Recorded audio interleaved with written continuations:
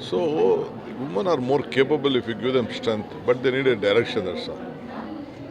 ನಾನು ಯಾಕೆ ಹೇಳ್ತಾ ಇದ್ದೀನಿ ಅಂದರೆ, ನಾನು ಏನು ಕನ್ನಡದಲ್ಲಿ ಏನು ಹೇಳಬೇಕು ಅಂತಿದ್ದೀನಿ ಅಂದರೆ, ಹೆಣ್ಮಕ್ಳು ಕೂಡ ಎಲ್ಲ ಥರದ ಶಕ್ತಿ ಇದೆ. ನಾನು ಹಾಸನಿಗೆ ಹೋಗಿದ್ದೆ, ನಾನು ಎತ್ತಿನೊಳೆ ನೀರು ವಿಚಾರದಲ್ಲಿ. ಅವನು ಯಾರೋ ಒಬ್ಬ ತಗರಲ್ಲಿ ಹಾಕ್ಬಿಟ್ಟು ಪವರ್ ಲೈನ್ ಹಾಕೋಕ್ಕೂ ಬಿಡ್ತಾಯಿಲ್ಲ, ಪೈಪು ಹಾಕೋಕ್ಕೂ ಬಿಡ್ತಾಯಿಲ್ಲ. ಬರೀ 10,000 ಅಡಿ ಅವನ ಜಾಗ ತಗರಾಲು, ಅವನೇ ಗೌರ್ಮೆಂಟ್ ಜಾಗನ ಒತ್ತುವರಿ ಮಾಡ್ಕೊಂಡಿದ್ದಾನೆ. ಸೊ ನಾನು ನೋಡಿಬಿಟ್ಟು ಆ ಹೆಣ್ಮಗಳು SP ಗೆ DC ಈಗ DC ಇಲ್ಲ, ಇಲ್ಲೆಲ್ಲ ಬೆಂಗಳೂರು ಬಂದಿದ್ದಾರೆ.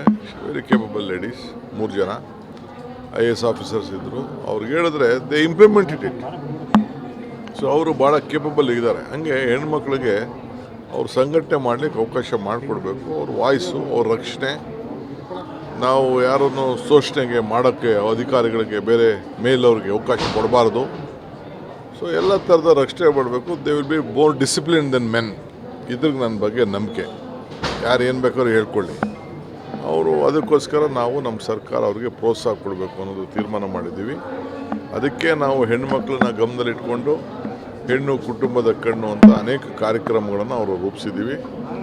ಇವತ್ತು ಅವರೆಲ್ಲ ನಮ್ಮ ನೌಕರ ಸಂಘರು, ಈಗ ನಮ್ಮ ಎಜುಕೇಷನ್ ಫೀಲ್ಡಲ್ಲಿ ಅತಿ ಹೆಚ್ಚು ಟೀಚರ್ಸು ಹೆಣ್ಮಕ್ಳೇ ಮುಂದಕ್ಕೆ ಬರ್ತಾಯಿದ್ದಾರೆ. ಸೊ ಒಳ್ಳೊಳ್ಳೆ ಸಾಧನೆಗಳನ್ನು ಮಾಡ್ತಾಯಿದ್ದಾರೆ.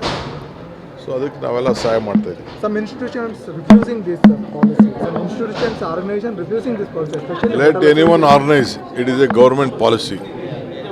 See, we have to do equality.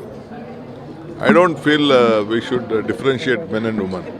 We should take them along in our society, and they are the part of the society.